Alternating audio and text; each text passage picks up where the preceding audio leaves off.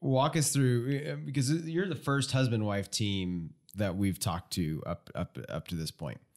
And you inevitably, like a big part of starting a company is running into ambiguity and uncertainty, which necessarily means when you both care about the outcomes, you're also not very likely to arrive at the same conclusion about what needs to happen next. So what does that look like in your household? Like, is this like, do you like all step in the ring and like put on the gloves, or like what does that look like?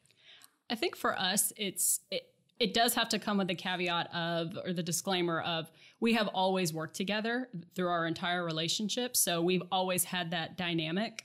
So I think it is a lot easier for us. We obviously have the trials of what happens when we do disagree. And I think the key there is you do have to ultimately have a hierarchy of, when you disagree, someone has to be able to put an end to it and say, I have the ability to overrule here, even acknowledging everything that you put forth. So we have that. And I think also it's just about, for us, not having the wife factor or the husband factor in the discussion. We've had discussions where I've said, look, I need you to just say what you need to say to me without thinking this is my wife. Yeah. I need you to just say it like you would say to any CEO who's working for you for the business that you own. I need you to communicate it that directly, because that's the only way I'm going to get the message. Yeah. Yeah. Yeah. And I'd say for me, echo all of that.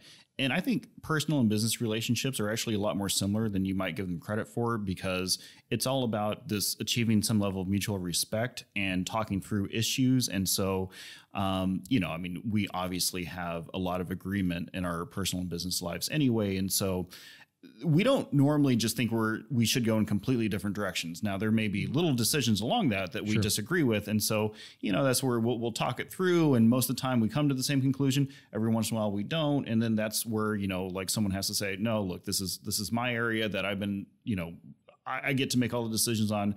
We're doing this. Let's go forward. Yeah. And, ultimately, because a lot of these business decisions, you just don't know. I mean, it's the uncertainty. If we spend $50,000 to go to this marketing event, is that going to be worthwhile or not? It's just a complete guess. Yeah. So do you prefer to giving business advice or marriage advice? I prefer business advice. I prefer business advice. That's great. When you told your friends or whoever your key stakeholders, like as people, that you were going to start this company 2.0, what was the reaction? Actually, wait, before that, What was the reaction when at work you guys started dating? Like, was there ever an issue there? No, I think because, again, my role was basically a department of one person. So there weren't issues related to hierarchy, and my role effectively was reporting directly into him already. So I think the nature of my role and the fact that, I didn't have peers who did my same job who thought that I was going to be getting special treatment because I was with Nathan. My job was totally singular and totally an island. So I think people weren't necessarily all that surprised given how much time we spent together because of my role. And to my knowledge, no one really had any kind of negative reaction to it. Yeah. Okay. So now Mark's question, which is, you guys start your second company. How do people react? How do your friends react? Well, I think mostly just, like I said, all my friends expected me to be a serial entrepreneur. So it was more just, yeah, we're right. And you were wrong by saying you were going to start another company. It was actually there was no huge event to it. They're just like, yeah, you're starting another company. Okay, go for it. Yeah.